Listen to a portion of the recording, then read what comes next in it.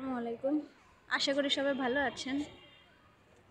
ওয়েদারটা এত সুন্দর বলে বোঝানোর মতো না।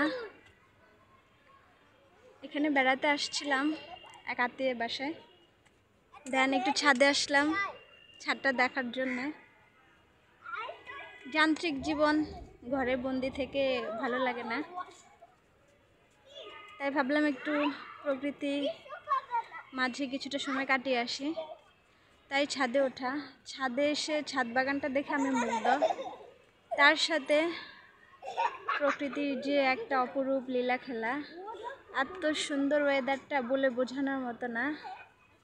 ভিডিও কি পাঠানো যায়? কোথায়? আমার মোবাইলে। হ্যাঁ, পাঠাবো। পাপার মোবাইলেও পাঠিয়ে দিও। ওয়েদারটা আসলে অনেক সুন্দর। আমি লুকাই। আমার ক্যামেরাটা ভালো না, তারপরে যতটুকু পারছি ক্যাপচার করতে, ধারণ করতে খুবই ভালো লাগছে। মনে হচ্ছে মেঘের রাজ্যে চলে আসছে।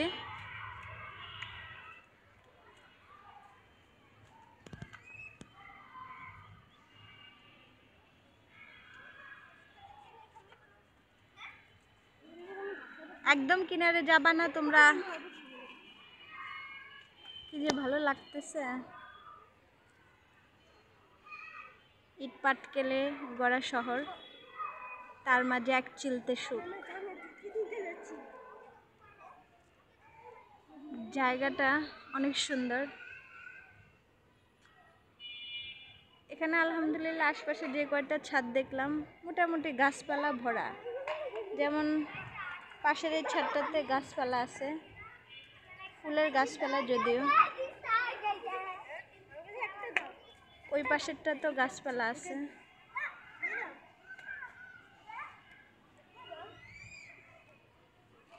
দূরের গুলো খুব ক্যাপচার করতে পারতেছে না। মোটামুটি কম বেশি প্রায় ছাদে গাছপালা আছে।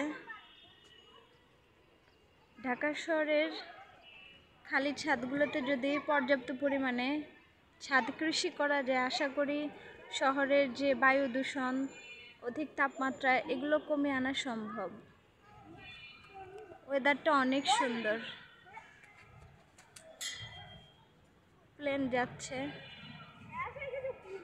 এখানে প্লেন উড়ে যাচ্ছে।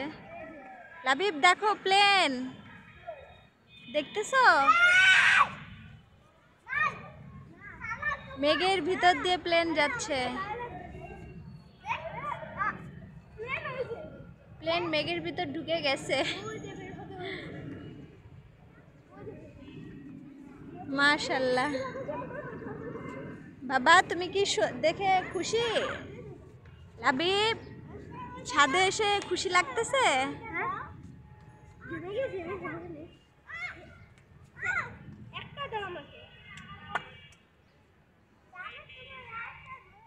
ওয়েদারটা আসলেই অনেক সুন্দর, বলে বোঝানোর মতো না।